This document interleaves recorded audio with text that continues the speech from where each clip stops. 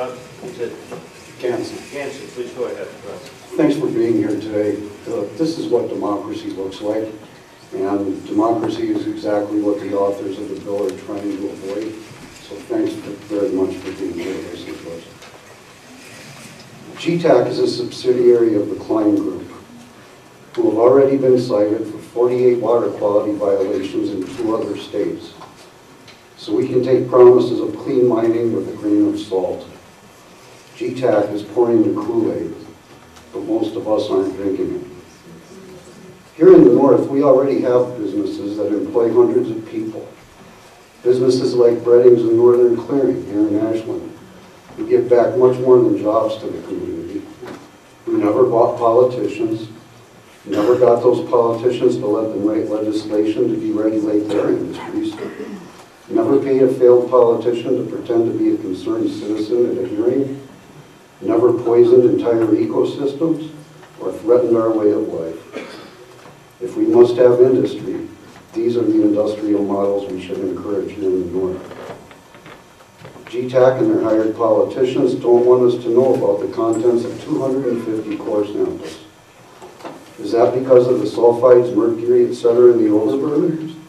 Or because they disclose something else? The real pay dirt around the low-grade iron ore.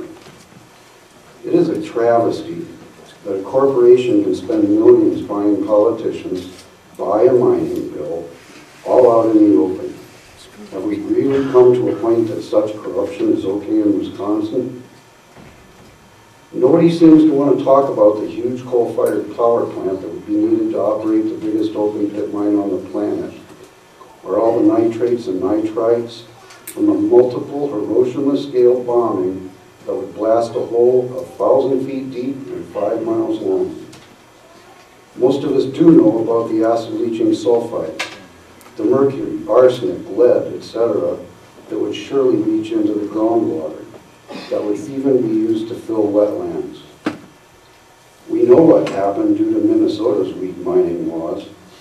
The 100+ miles of the St. Louis River, once pristine, where all the wild rice died and the water and fish became toxic. We know about the thousands, not hundreds, of jobs in the tourist industry, jobs that depend on our clean and beautiful natural landscape. We know the route of the contamination from the headwaters to the rivers, through a sovereign nation that has not been consulted, the creeks, the vast and sacred wildlife nursery estuary in the Kakagan sloughs, and finally Lake Superior.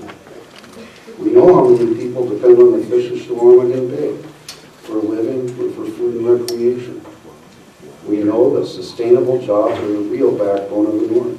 Forestry, tourism, farming, tech jobs, etc., with ever more sustainable jobs and industries on the horizon.